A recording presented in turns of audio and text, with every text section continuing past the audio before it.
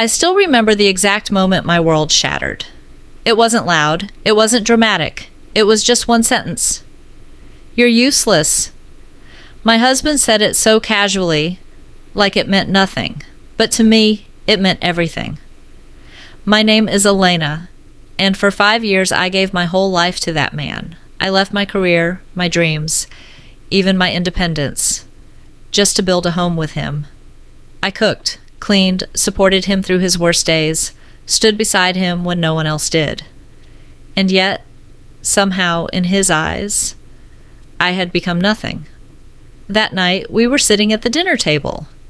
I had spent hours preparing his favorite meal, but he didn't even look at it. Instead, he scrolled through his phone, irritated. "Why can't you do something useful with your life?" he said. "Other women actually contribute. You just sit here all day." I froze. My hands started trembling, but I didn't say a word. Because deep down, I had started believing him. Maybe I was useless. Maybe I had lost myself somewhere along the way.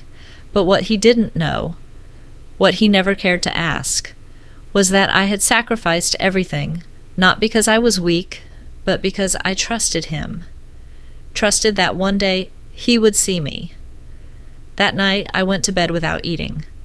Not because I wasn't hungry, but because something inside me had finally broken. And as I stared at the ceiling, tears silently falling into my pillow, a thought crossed my mind for the first time in years. What if he's wrong about me? But what I didn't know that night was that everything was about to change, and the man who called me useless would soon be the one begging to understand my true worth. The next few days felt heavy. His words kept echoing in my mind. "You're useless. You do nothing. You have no value." I started noticing things I had ignored before, the way he dismissed my opinions, the way he spoke over me in front of others, the way he acted like I was invisible, unless he needed something.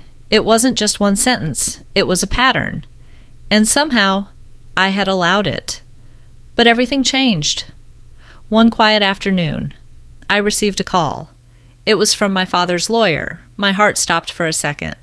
My father had passed away a year ago, and losing him had been the hardest moment of my life. He was the only person who ever truly believed in me. The only one who used to say, "You're stronger than you think, Elena." I had no idea why his lawyer was calling now. "Miss Elena," he said gently, "there's something your father left for you, something he wanted you to receive at the right time." My hands started shaking. I didn't tell my husband about the call. For the first time, I kept something from him. The next day I went to the lawyer's office alone, and what I discovered there changed everything. My father hadn't just left me memories. He had left me a business, a fully operational company, one he had built quietly over the years, in my name. I couldn't breathe. The lawyer looked at me and said, "Your father believed you would need this when the world stopped seeing your value." Tears filled my eyes. For the first time in months, I felt something different. Not pain, not doubt, but strength. I spent the next few days reviewing everything, learning, understanding, reconnecting with a version of myself I had forgotten. And slowly, the woman who once believed she was useless started to disappear. But the real turning point came when I overheard my husband talking on the phone. "I don't know how much longer I can deal with her," he said. "She's just not enough." Not enough. Those two words hit harder than anything else. That was the moment I realized. This wasn't love anymore. It was control. And I'd been living inside it for far too long. That night, I didn't cry, I didn't argue, I didn't beg for respect. Instead, I made a decision.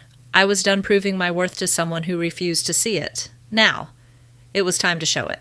Time to show. A week later, everything changed. But not for me. For him.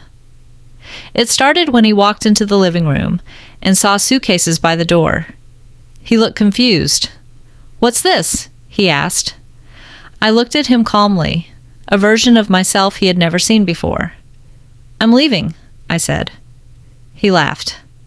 Actually laughed. "Where would you even go?" he said. "You don't have anything." That's when I smiled. For the first time in years, I smiled with confidence. "I have more than you ever imagined," I replied. His expression changed. I handed him an envelope. Inside it were the documents. Proof of the business. Proof of everything my father had left me. He went silent. Completely silent. The same man who once spoke over me now had nothing to say. "You see," I continued softly, "I was never useless. You just never looked close enough." I picked up my suitcase, and as I walked past him, I didn't feel broken anymore. I felt free. Months later, my life looks completely different. I rebuilt everything, not just financially, but emotionally. I found myself again. And him, he tried to come back, tried to apologize, tried to explain, but some things, once broken, don't deserve to be fixed. Because the truth is, your worth is not defined by someone else's opinion. And the moment you start believing in yourself is the moment everything changes. So, if anyone has ever made you feel small, insignificant, or invisible, remember this. You were never the problem. They just couldn't see your value. And one day, they will. Just not when it matters anymore.